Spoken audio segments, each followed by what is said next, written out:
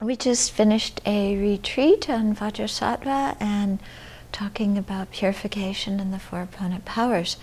And I realized there was one point that I just mentioned briefly, but that I should have spoken more about, which is that the purification we're doing by the four opponent powers, like I said, what it does is it lessens the strength of the karma, so that if it ripens,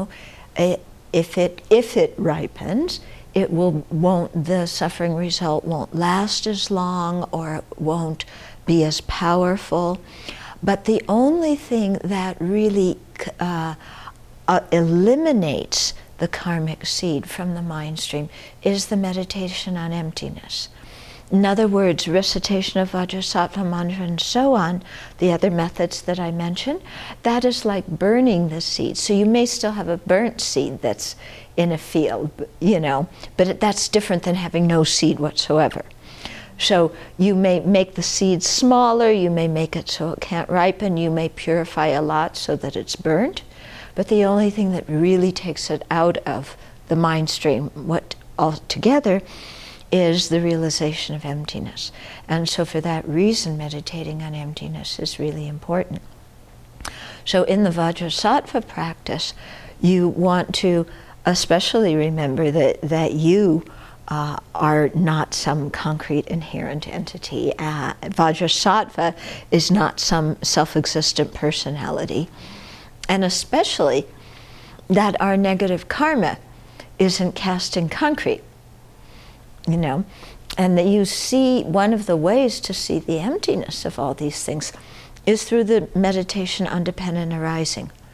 So especially in terms of our karma, the actions we do are caused, aren't they? A karma is an action. An action is not cast in concrete. It's something that arose due to causes, and it ceased when that causal energy ceased, and it also brings effects of its own. And so just by the fact that karma, an action, is dependent in that way, means it's not truly existent, which means it can be purified.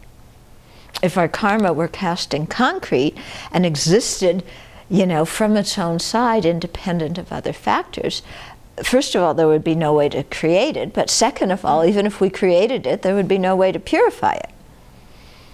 Yeah? So it's just, really, I think, very useful to meditate on emptiness when we're doing purification. Also, if a person is prone to feel guilty about their negativities, meditating on emptiness is very, very effective, because you begin to see that the person that created that negativity and who I am now are not exactly the same person. They exist in the same continuum, so I'll experience the result of what a previous moment of myself did, but I am not exactly that same person. Yeah, so there's no need to beat myself over the head for the mistakes I made, because we're not the same person. But there is the need to purify it, because who I am at a later moment exists in the same continuum with the person who did that action, and will experience the action of what I did before. Okay? So I think meditating on emptiness really gets us out of this all this self-centered guilt about I'm such a bad person and so on, because all of that is based on holding ourselves as some independently existing person that never changes, that doesn't exist, dependent on other factors, and that's clearly not the case at all. Okay? So when you're doing purification, very important to meditate on emptiness at the same time.